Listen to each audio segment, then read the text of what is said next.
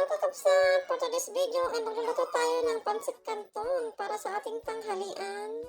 Ayan, at naglagay na ako ng kunting mantika at mag-isa na tayong bawang at sibuyas. Ayan, at halo-haluin lang natin kakabsat para hindi naman masunog. Pagkatapos ay lagyan na natin yung pitso ng manok. Hiniwa-hiwa ko lang ng maliit yan kakabsat. Kaya ito niluto ko ngayong tanghali kakabsat para pag may tira kami, may merienda mamayang hapon. Tipid-tipid din kakabsat, ang mahal ng bilihin. Isunod ko na rin yung atay ng manok kakabsat. Ito yung nagbibigay ng lasa sa ating pancit canton. Ito ang pinakagusto ko sa pancit canton kakabsat, yung may atay ng manok. Yummy!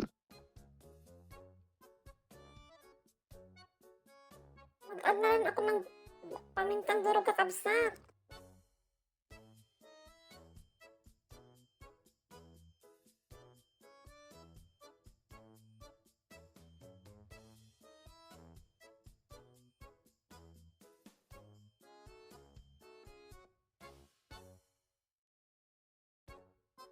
Ayan, at sangkutsan na. Maglagay na tayo ng toyo at oyster sauce kakabsat.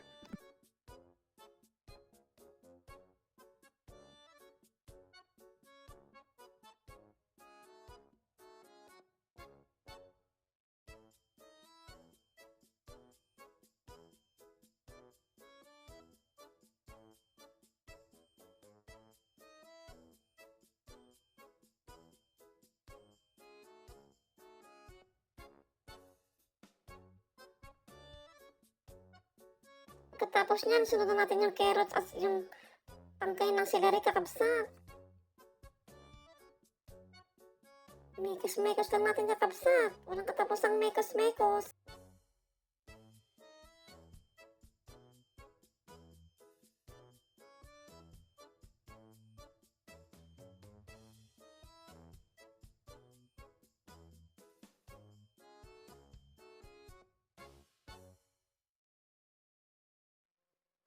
Pagkatapos niyan kakabsat, mag-add na ako ng tubig at saka nor cube. Pakuluan lang natin. At lagyan na natin yung pancit canton at yung pechay bagyo. Sama-sama na diyang maluto. Dahil luto na, lagyan na natin yung dahon ng celery kakabsat. Ang bango niyan kakabsat. Promise. Halo-haloin lang natin kakabsat para sama-sama na siyang maluto dyan. Bilisan ko daw kakabsat at gutom na sila.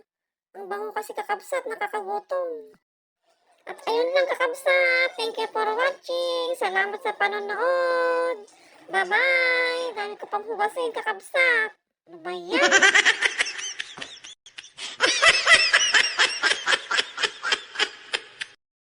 Love you all mga tayo.